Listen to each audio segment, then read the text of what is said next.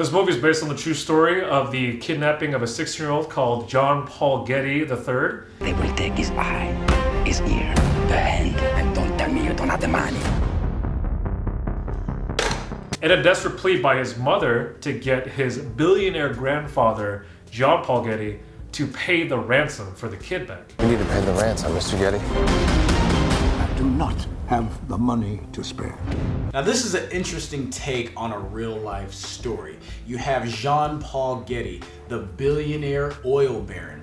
And one of the great things about this story is not just the kidnapping and the suspense that is fulfilled throughout the duration of this movie, but also kind of getting this insight of a billionaire family, how they think. Because they don't think like normal, societal people. Just his whole theory on how to be rich, not how to get rich. He says any fool can get rich, and a number of them have, but to be rich, that's a whole nother thing in general. So to bring that insight to a film, that could easily just have been about the suspense, about the ransom, I love how they did that. But we get into the insight of this rich man and how this rich man thinks of things, how he thinks of people as property, as investments, as opposed to actual people. Right. And he also likens it to, he doesn't trust people. He says things, they are what they are. They're used, they're tools. He's like, people, they're disloyal. They're not trustworthy. They always want something from him. And that's what you really get from him, this billionaire who always thinks people are out for his money. I really enjoyed how Ridley Scott just told the story for what it is. This is a man who did Prometheus and Alien Covenant. And now it seemed like with Prometheus, he was really trying to push an agenda, really trying to push something and prove to you that this theory was set in, stone, that there was concrete detail behind it. In Alien Covenant, it almost seemed like he was dialing in compared to the original Alien series because it just turned into like a horror flick with some violence. And this movie I felt like was the best of both of those worlds. It is him, like I said a little bit before, on cruise control, not dialing it in, not trying to impress. And that's what I really enjoyed because it's just telling this story which is very topical and is, true to life. And you don't need to pull out all the stops, flares, and whistles for this. You just need to have us believe that this story, is set in concrete detail. Now the problem I had with this movie was that it didn't make me feel any certain way. It wasn't like a hostage movie. When a hostage movie, like Speed or something. High suspense, man. High suspense. Tensions are high. Feeling it. It makes me sweat or something. This didn't really make me sweat or really feel any sort of anxiety. Right. I was interested in seeing what happens next and what happens next as I watched the movie, and I was interested in seeing how these characters, react to the certain things that come up. But at the same time, I was just kind of on this ride, and it wasn't really a roller coaster ride. I was just on this very straight ride, and I was watching the story as it unfolds, but I was not emotionally invested at any point in the movie. Now, some of you may or may not know about the allegations being thrown at Kevin Spacey for these sexual assaults. And at the last minute, when this movie was about to be released, Christopher Plummer actually took the role of Jean Paul Getty instead of Kevin Spacey. Now, they had all the scenes for Kevin Spacey done. The movie was done, is ready to roll out, and they had to reshoot everything with Christopher Plummer in the role.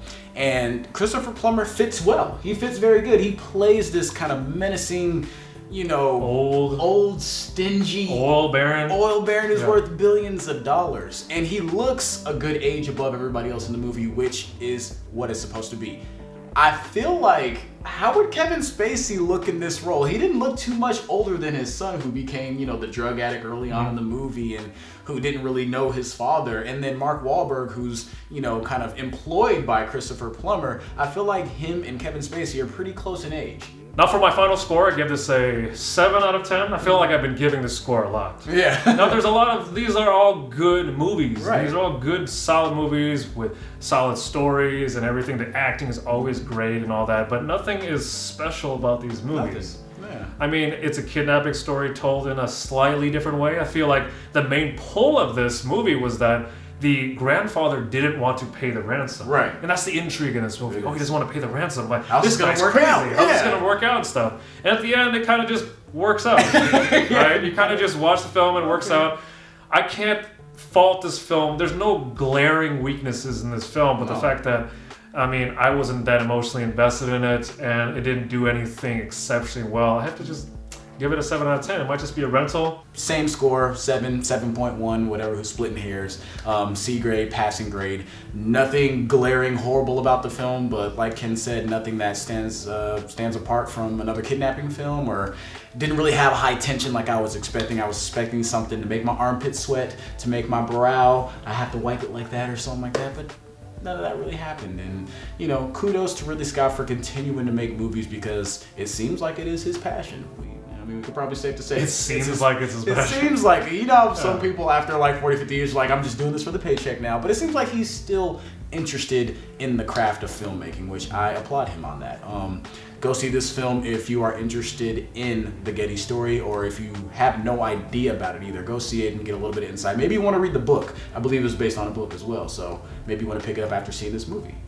Well, that was our review for All the Money in the World. If you've seen it, if you like it or dislike it, or you agree with our comments, please comment below. We'd love to get a conversation with you guys about movies and this movie or another movie. Yep.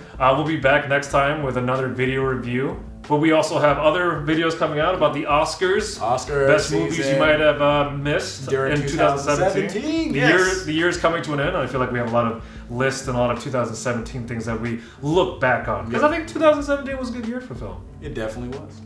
Well, this is Black and Yellow Movies signing out. See you guys next time. The movie is based on a true story of the kidnapping of 16-year-old John Paul Gotti. Gotti